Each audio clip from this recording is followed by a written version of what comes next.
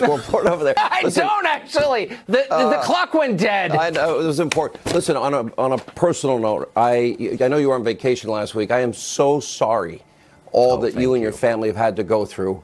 Hang in there. We've all had some of this.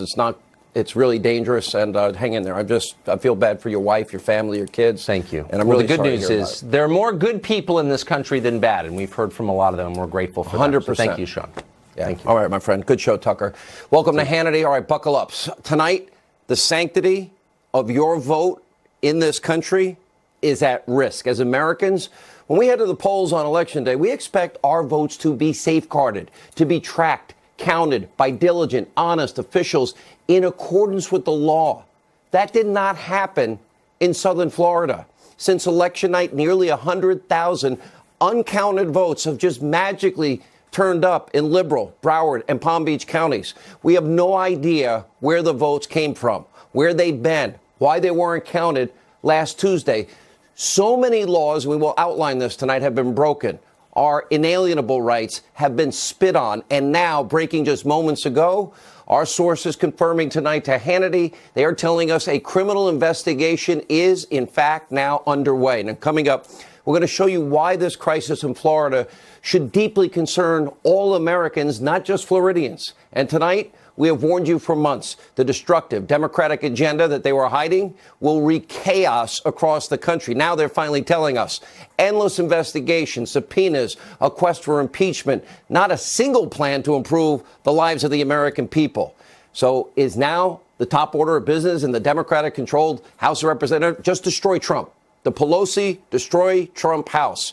Now we're going to show you how Pelosi, Waters, Schiff, Nadler and company are hitting the ground running. It's everything they purposely did not tell you before the midterms that they have been planning all along. All right, sit tight, buckle up. A lot to cover tonight. It'll take the full hour. We start with our breaking news opening monologue. All right, less than a month ago, a massive Category 4 hurricane made landfall on the Gulf Coast of Florida in the Panhandle. 35 counties were under a state of emergency.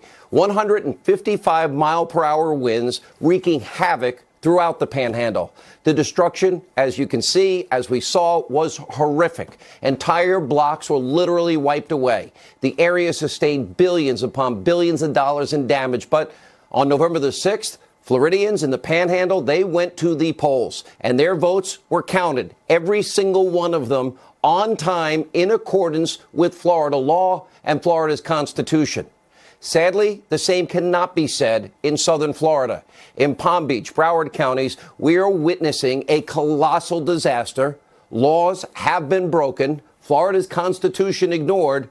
None of this was caused by a hurricane, but rather by local officials who are incompetent, corrupt, and obviously feel they are above the law that 65 other Florida counties, 65 of 67, adhered to.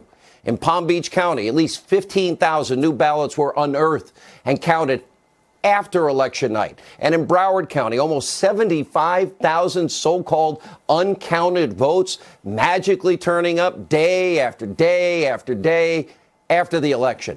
Tens of thousands of lost ballots just seemingly appeared out of thin air. The vast majority, of course, cast by Democrats.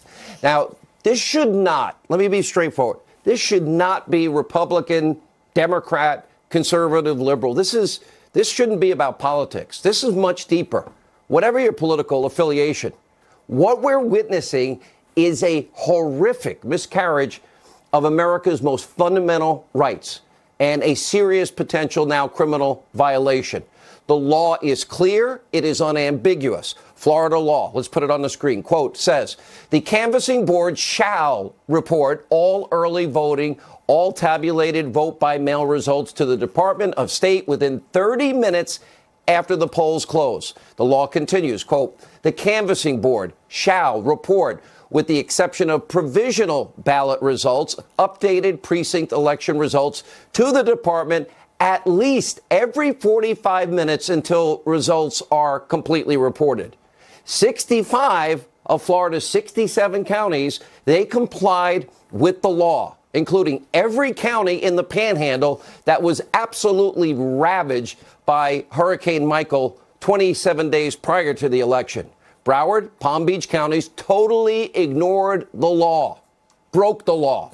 For days, Broward County officials continued to tally literally tens of thousands of votes in violation of state law. It appears yet again we have one system of justice and elections for Democrats and another for the rest of us. Now, the supervisor of elections in Broward County, a woman by the name of Brenda Snipes, would not even tell state officials where these mysterious votes were coming from, where the votes had been, how many votes were left to be counted. Again, a violation of law. There was no updating of votes every 45 minutes, again, violating the law. And this morning, multiple boxes full of sample and provisional ballots left behind in some rental car were actually discovered by an Avis employee at Fort Lauderdale Airport. This is insanity. You know, we send election observers to other countries. We need them here. And on Friday, Florida Congressman Matt Gaetz literally blocked from observing a location where ballots were being loaded into a truck. Take a look for yourself. Why can't we watch what's going on, man? We were told you can't be here, so you got to. Who told you that we can't watch what's going in and out of the truck? My supervisor. You want to see my Who's your super? Yeah, I would love to see him. But until then, let's go. All right. Will you tell me why we can't know what's going in and out of that truck? And what's the name of your supervisor? We'll get all that taken care of. Do you know this? Do you know his or her name? The supervisor's name? Yeah, we'll bring Well, what's their name? We'll bring them out to you in a second. Do you know their name? Yes, we'll bring them out. What is it? Will you tell it to me? Bring them out to you in a second. What's on the truck? What we're seeing in South Florida is a national disgrace, and it's far worse than that. Broward, Palm Beach counties violated any chance of there ever being any real integrity in the vote in Florida. We will never have any chance of knowing what the accurate vote tallies were from this past election now in the state of Florida. That has been ruined. That's off the table. And tonight, all we really know for certain is that the, quote, newly counted ballots have drastically tightened the election and subsequently triggering statewide recounts, all because of what is gross incompetence, corruption at the Broward County Supervisor of Elections Board and Brenda Snipes. Now, she has a history of this. Late last week, we had a judge ruling that Brenda Snipes actually violated state election law. Now, what is even more outrageous is that this is not new for Miss Snipes. Now, her track record is literally atrocious. Why she was even in this position is beyond any understanding. How she's been allowed to continue in this powerful position beyond comprehension. Last week, we learned that Snipes, quote, accidentally mixed in rejected provisional ballots with several hundred valid votes. That means the entire vote count has been irreversibly corrupted. And just this past August, a judge ruled that Snipes systematically had mishandled mail-in absentee ballots. In 2017, a judge also ruled she illegally destroyed ballots following a primary race. And in 2016, some Broward County election results were posted online, get this, before the polls had even closed. And in 2012, 1,000 uncounted absentee ballots, they were mysteriously discovered in Broward County a week after that election. And in 2004, Snipes simply lost track of 6,000 absentee ballots. Now, this is the woman that could determine the outcome of these important races for the Senate and the governor's race in Florida. Now, many Floridians are rightfully calling for consequences. Former Governor Jeb Bush tweeting out, there is no question the Broward County Supervisor of Elections, Brenda Snipes, failed to comply with Florida law on multiple counts, undermining Floridians' confidence in our electoral process. Supervisor Snipes should be removed from her office following the recounts. Maybe now. I don't think we should wait. Senator Marco Rubio, very vocal also about Snipes and her incompetence and corruption, tweeting, quote, every vote legally cast and received within time frame required by law should be counted. The issue in Florida has been repeated violations of election law by the incompetence and the lack of transparency of Palm Beach elections, Broward County elections. And now Snipes could, in fact, tonight be facing criminal charges. Sources have confirmed to us on multiple levels tonight a criminal investigation into election misconduct in South Florida is now ongoing. Just a short time ago, Florida Attorney General Pam Bondi released a letter from the Florida Department of Law Enforcement stating that they will work with the Attorney General Bondi on any criminal investigation and subsequent prosecution of Brenda Snipes or anyone else who may have broken laws and committed voter fraud. Now, of course, the damage has been done. Florida Governor turned Senator-elect Rick Scott is now sounding the alarm. You don't just magically find 93,000 votes laying around unless you need smoke for cover. That's why this is so problematic. Take a look. Bill Nelson is clearly a sore loser. He can't stand the fact that he's not going to be elected for the first time in decades, and he won't. He's just here to steal this election. That's what he's done. His lawyer came down here and said, "I'm here to win the election. I'm not here to get a free and fair election, make sure votes are counted." No, he wants to win the election. That's his only purpose. Now, make no mistake, when the dust settles here, Rick Scott and Ron DeSantis will take their rightful place as senator and governor of Florida. But tonight, Democratic operatives, they are trying to prevent all of that from happening. On Friday, lawyers for the Gillum and Nelson campaigns, they actually objected to a judge to non-citizens' votes being rightfully denied. In other words, they want votes from non-citizens to now count. Where is their integrity in all of this tonight? That means they only care about power, nothing else. Rule of law means nothing to them. And it gets even worse. Nelson just hired an attorney. His name is Mark Elias. His name may sound familiar to you. He's the left-wing hack at the very center of Hillary Clinton's attempt to rig the 2016 election with that phony dossier. Remember Clinton? The DNC paid millions to Elias and his firm, Perkins Coie. Yeah, that firm. To dig up the Russian dirt, hire Fusion GPS, hiring a foreign national, Christopher Steele, an ex-foreign spy, subsequently put together a dirty dossier full of Russian lies that not even Christopher Steele stood by.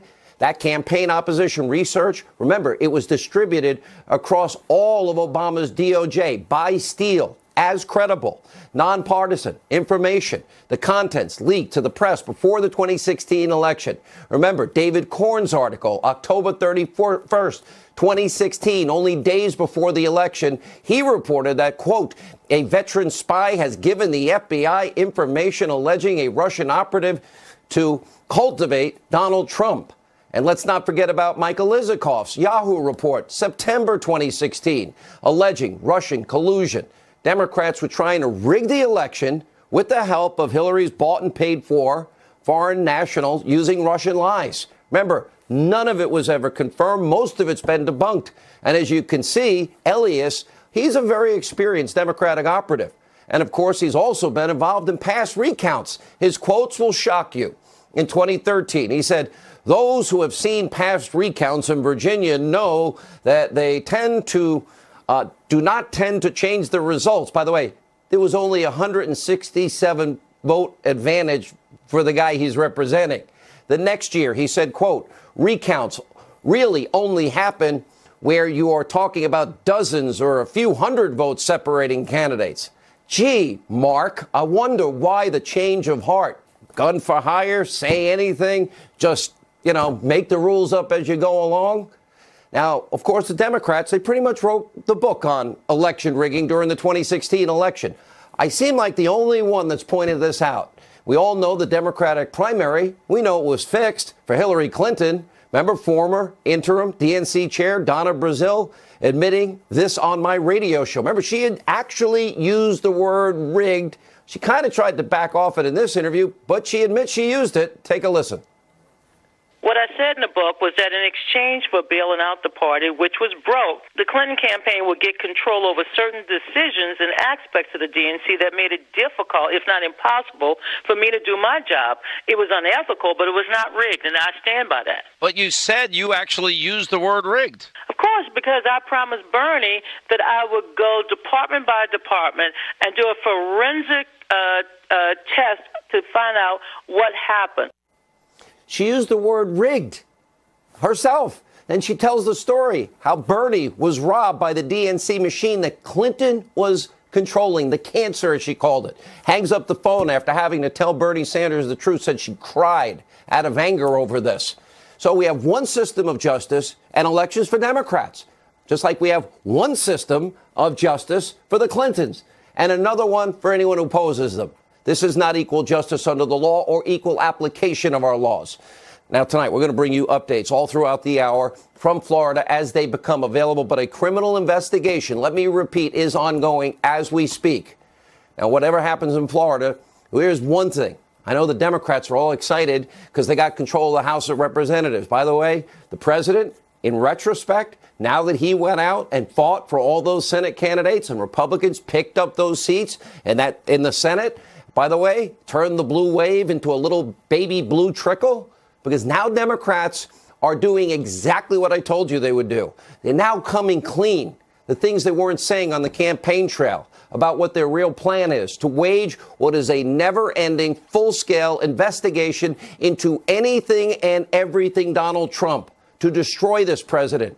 And according to new reports, Pelosi and company, get this, they are planning to launch a subpoena cannon at the Trump White House, firing on all cylinders with a political hit list of nearly 100 targets, meaning 100 investigations.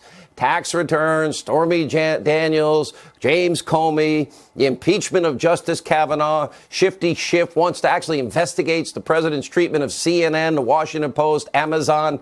Democrats are stopping at nothing to pursue the unhinged campaign to halt President Trump and his progress. By the way, that means our progress. That means America's progress. And of course, this is a plan of endless investigations. By the way, very few facts. Nancy Pelosi is actually saying Democrats don't need an indictment to move forward on their impeachment fantasies, while she and other Democrats fuel even more baseless hysteria about Mueller's Russia probe. House Democrats, they have been working overdrive to now smear the acting Attorney General, Matt Whitaker, which was the president's lawful choice, period. And don't forget, Rod Rosenstein, who's been running this whole thing, is conflicted in multiple ways, like signing the last FISA, writing the letter recommending that Comey get fired. But he's still been running it. They didn't care about his conflicts. Take a look. I want to make this very clear. If he doesn't recuse himself, if he has any involvement whatsoever in this Russia probe, we are going to find out whether he made commitments to the president about the probe, whether he is serving as a back channel to the president or his lawyers about the probe, whether he's doing anything to interfere with the probe. Mr. Whitaker needs to understand that he will be called to answer, and any role that he plays will be exposed to the public.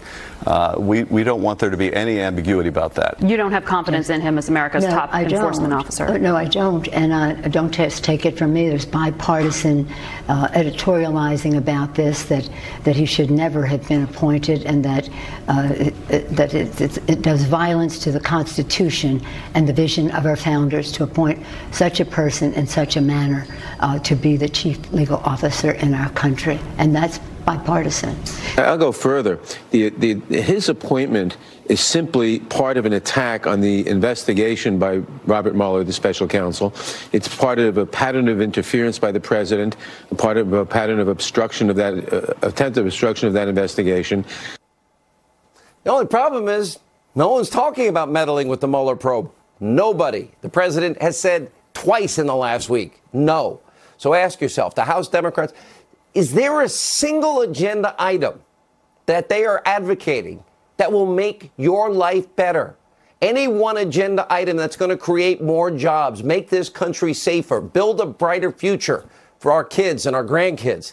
Well, we know the answer tonight is no. It's all part of what I've been telling you. They've been hiding what their agenda is really all about. It slip out occasionally, then they tell everybody stop, which is mobilizing their political hit list. Get revenge. They didn't like the results of the 2016 election. By the way, they didn't like the results of this last election. They want to shield their own deep state corruption and put this country's future at risk. What they ought to be focused on is our kids and our grandkids, and law and order and equal justice under the law, equal application of our laws. And yes, something called our Constitution. Yeah, the document from which all laws originate from. Our founding Constitution. All right, we have a lot to get to tonight. We'll also talk about Georgia. We'll also talk more about this agenda of the Democrats as it's revealed. We're going to start with the legal side of all this. We'll talk to Greg Jarrett, Andy McCarthy on what has happened down in Florida, that and so much more as we continue this busy breaking news edition of Hannity.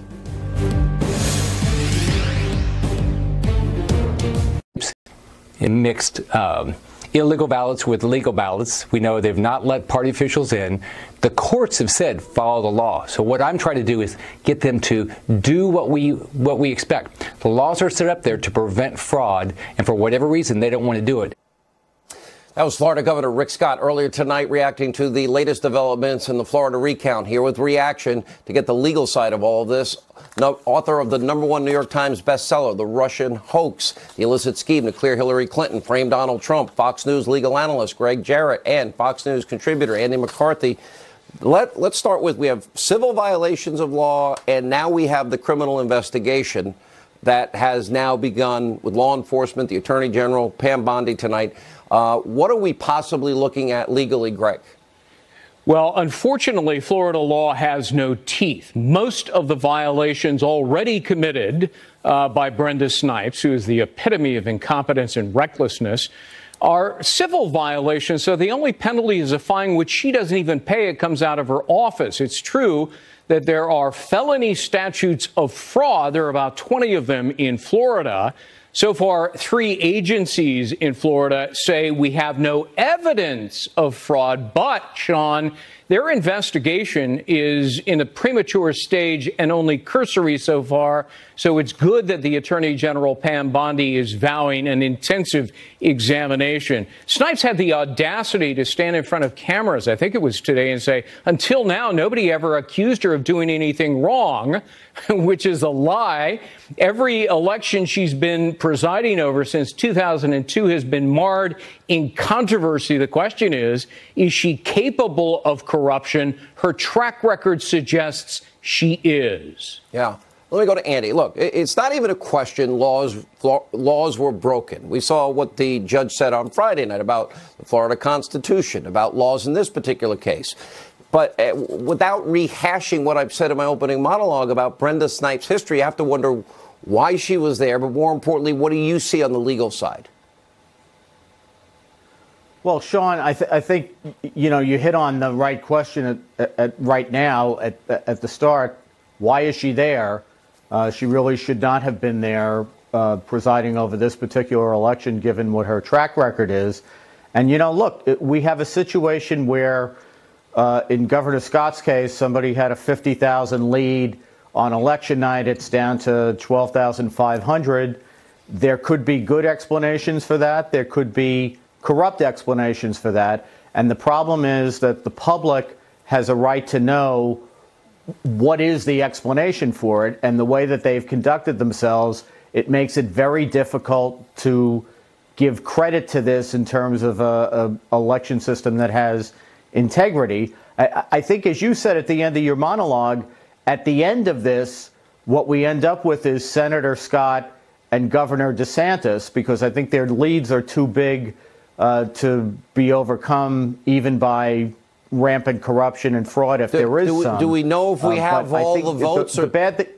Yeah. Do we? Are they still throwing in tens of thousands behind our back as we speak? I just happened to find another 20,000. Sean, right. Well, but this is the thing. If you're behind, your motive, your incentive is to try to foment as much chaos as you can and prevent there from being like a ceiling of where we know what the votes are and they don't go any higher. And obviously, if you're in front, as Scott and DeSantis are, what you want is some certainty. You want to say, look, however the votes come out, they come out, but we at least need to know how many there are.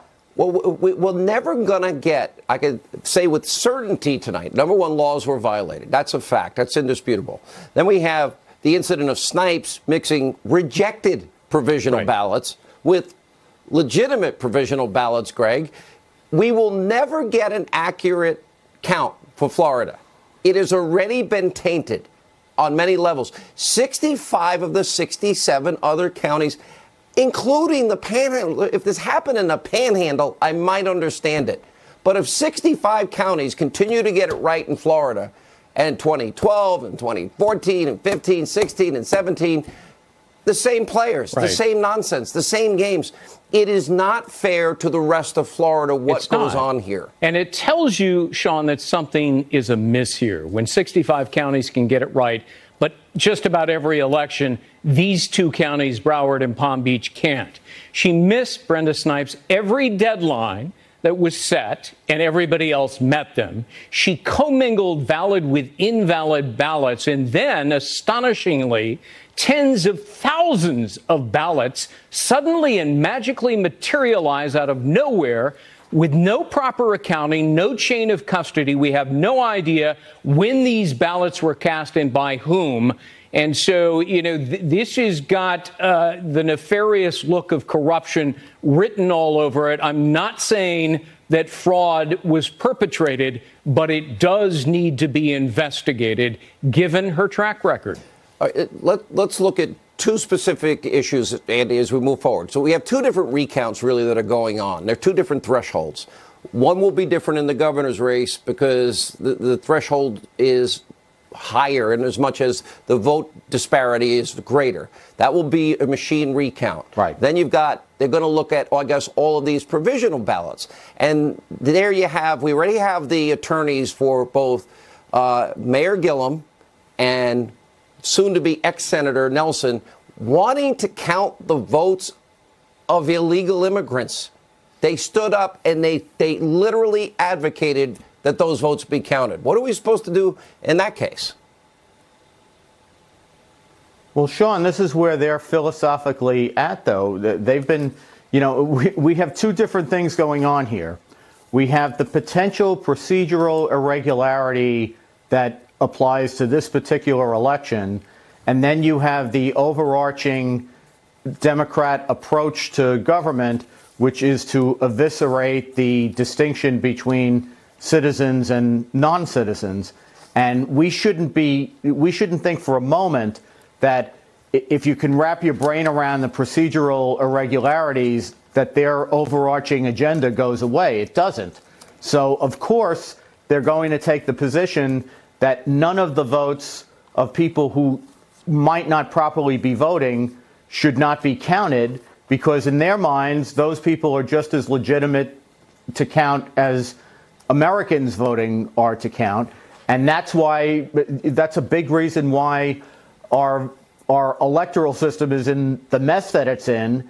You know, the fact that people whine over people who shouldn't be voting having their votes counted, when we have that means Americans who vote get their votes discounted. That's just as big a problem. And Greg, I mean, this is 18 years after 2000. Dimpled, pimpled, perforated, not perforated. Let me ask you this. Mark Elias, who you know so well from this whole Perkins Coie issue, he had a Virginia client ahead by 165 votes, 0.007%. Criticized Republicans for not conceding, saying the recounts don't tend to change the results. 165 vote difference. He had another client just up by 12,000 votes and said recounts should only be done where there are dozens or a few hundred votes separating the candidates. Doesn't exactly sound like a man of deep, abiding principles that cares about fairness and equality and justice under the law as it relates to elections. People should be suspicious when Hillary Clinton's lawyer, who paid for Russian information, is involved in any election recount, and that's Mark Elias. All right, guys, thank you both for your analysis. The legal side of this is going to be very important as we move forward. And when we come back, we have more stunning examples, stunning incompetence and bias from the official in charge of the elections in Broward County, Tammy Bruce, J. Christian Adams. Also, Matt Gaetz will join us. What he witnessed this weekend. We have the videotape and more. Straight ahead. Joining us now with more reaction to tonight's breaking news, Fox News contributor Tammy Bruce and former DOJ official, election lawyer at the Public Interest Legal Foundation, J. Christian Adams. Jay, you have been there. You've been following this. Let's go back to what you're seeing on the ground, what people need to know. How bad is this? And do you agree with Andy McCarthy's assessment that he doesn't believe it will ultimately impact the final results, which is that Rick Scott will be the next senator and DeSantis will be the next governor? Andy is right. Recounts usually confirm the existing tally. But, Sean, what you're seeing is astonishing incompetence. We sued Brenda Snipes for incompetence in maintaining the voter rolls. And I got to know her very well. I got to know her employees. She was my witness on the stand in a federal court trial where she admitted non-citizens are on the voter rolls in Broward. They're voting. She doesn't turn them in when she finds out about them. She admitted there's felons illegally voting. She doesn't call the police when she finds out about them. There are people on her voter rolls who were born, they have birth dates when Grover Cleveland was president in Broward County. So I got to see close up how incredibly incompetent both Brenda Snipes is, as well as her entire staff. So this is not just her, it's the whole office. Well, and we see that, Tammy, because it keeps happening year in and year out. This is nothing new, and I go back to the simple point, and then based on what J. Christian Adams is saying here, why is she there? But more importantly, the rest of Florida is hurt by this, and now they're being hurt dramatically by this, and their vote ultimately is in jeopardy, really, in the end. Well, right, that every false vote, every illegitimate vote that's counted erases the vote of an American citizen. And that, of course, makes a mockery of the entire system. But I would take one issue with one word of our friend, Jay Christian, about incompetence. This is intent.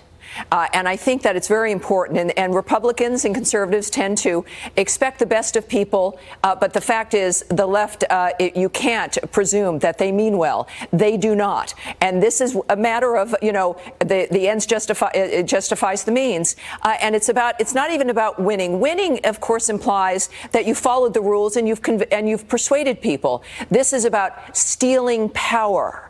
And that's what we're seeing unfold here. And I have to say, you know, the problem with the FBI and the DOJ, everything we've seen there with that corruption and the degree that they went to try to invalidate an American presidential election, I have to suggest, I think it's pretty obvious, that kind of a problem didn't just exist as an isolated issue within the federal government.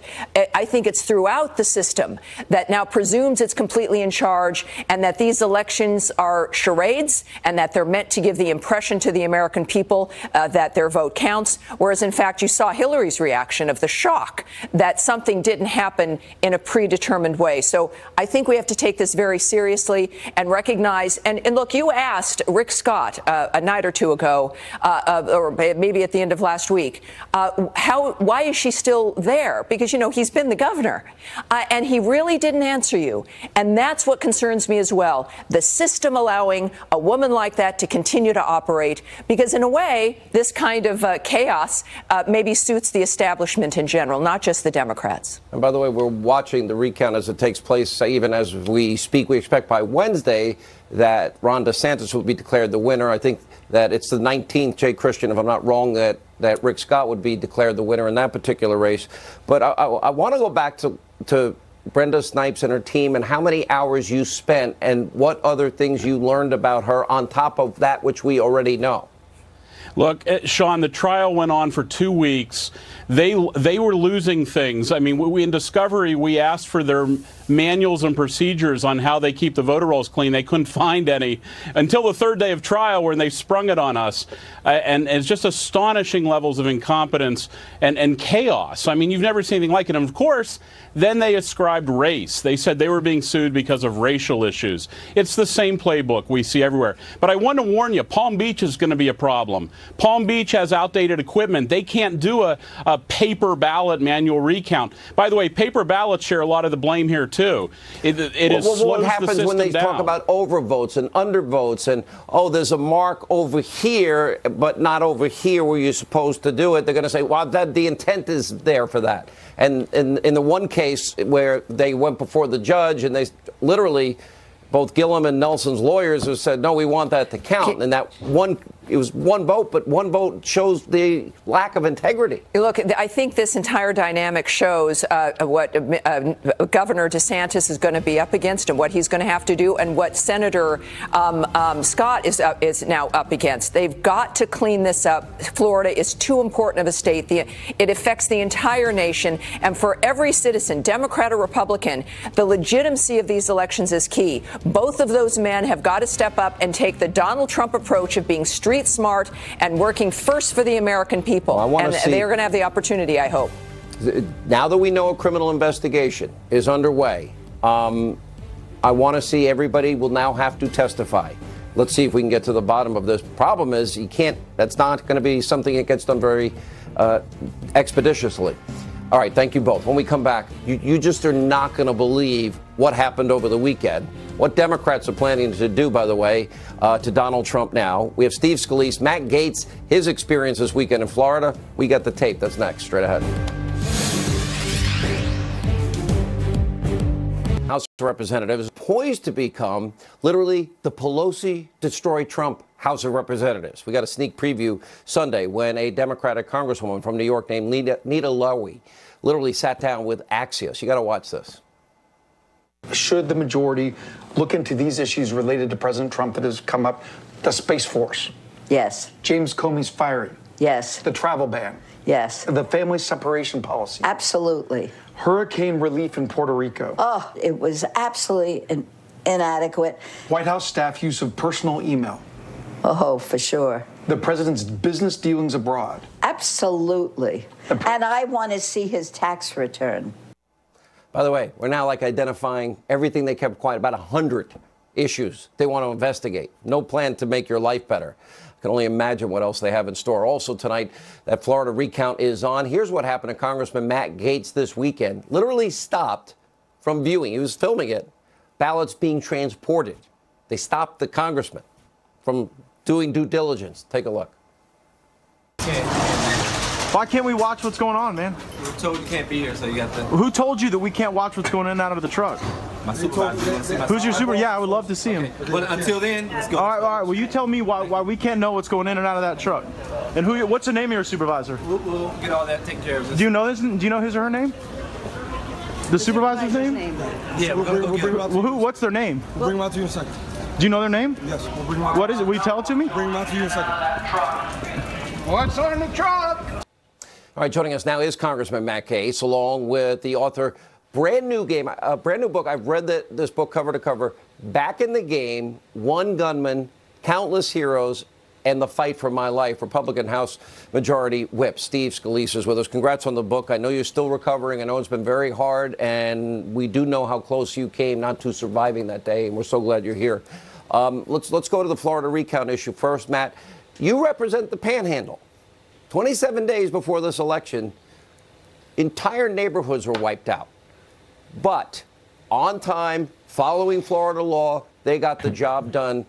But as usual, Broward and Palm Beach, you went down on behalf of your constituents, I assume, because their votes shouldn't be, counterbalanced by something that's corrupt. Tell us what happened. Well, Sean, you're absolutely right. I'll be damned if the people in South Florida are going to dilute the legal votes of my constituents who have a right to an honest, fair, representative republic. In the video you just showed, there were armed police that were stopping me just from trying to get an accurate record of what was going in and out of the supervisor of elections office in the middle of the night. I don't know if it was furniture. I don't know if it was election equipment, ballots. What I do know is that there is no chain of custody for 80,000 ballots. Those ballots reach 5 pages long, so you're looking at over 404,000 pages of information. That I don't know. I'm still waiting to hear from the supervisor. No, and look, I mean, what are we afraid of? We had the Palm Beach supervisor of elections tell the media that if they didn't turn their cameras off, she was going to have them arrested. That's the type of thing you would expect in a communist or fascist dictatorship. I bet they respond differently, and even if they weren't being rude. Hey, listen, if I was Jim Acosta, this would be viewed as a human rights violation, but because I'm a congressman trying to represent my constituents, I was told that I couldn't get an accurate record of what was going on, and now no chain of custody for ballots. Unbelievable. That means how could you have any faith in it? Coming out days after the election, violating law after law. Congressman Scalise, you just heard Nita Lowey. We've been hearing from Nadler. We've been hearing from Schiff. We've been hearing from Maxine Waters. We've identified, Axios identified 85, at least 100 investigations.